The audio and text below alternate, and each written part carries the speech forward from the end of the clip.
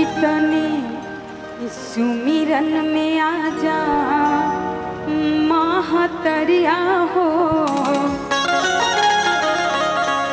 थोड़ा सा हम नर्वस बानी काहे कि सामने में कलू भैया बैठे बानी यही से, और हम माफी चाहम कुछ भी गड़बड़ होई तो आ कुछ भी गलती होई तो, बाकी की आई रहुआ सबके आशीर्वाद बा।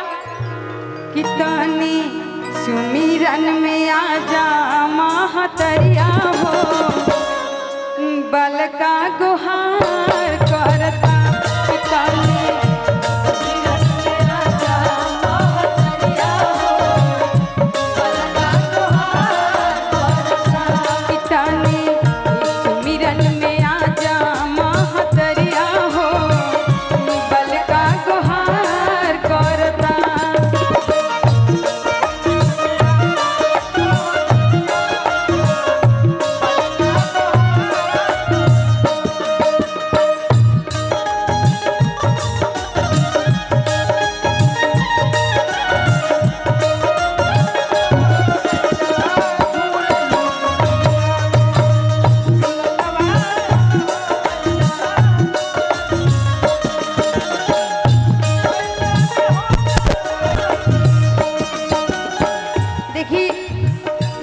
बालक माता रानी से का कहता,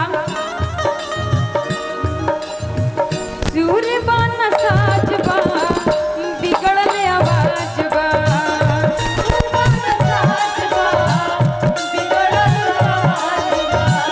सूर्य बन साजबा बिगड़ल आवाज बा।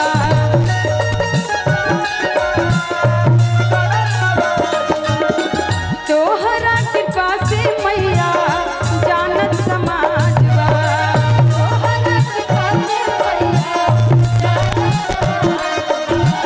तोहरा कृपा से मैया जानत समाज बा।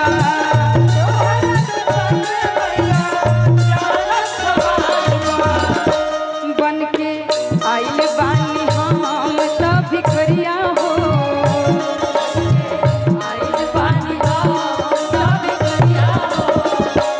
बन के आइल बानी हम त भिखरिया हो, बल का गुहार करता।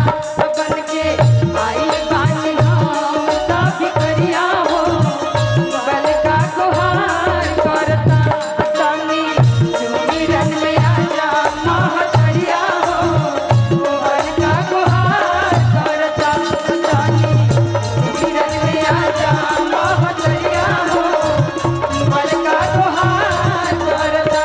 तनी सुमिरन में आजा महतरिया हो, बल का गुहार करता। सुमिरन में आजा महतरिया हो, बल का गुहार करता। तो देखिए, ये बस वंदना रहे एक छोटा सा कहीं कोनो कार्यक्रम शुरू कर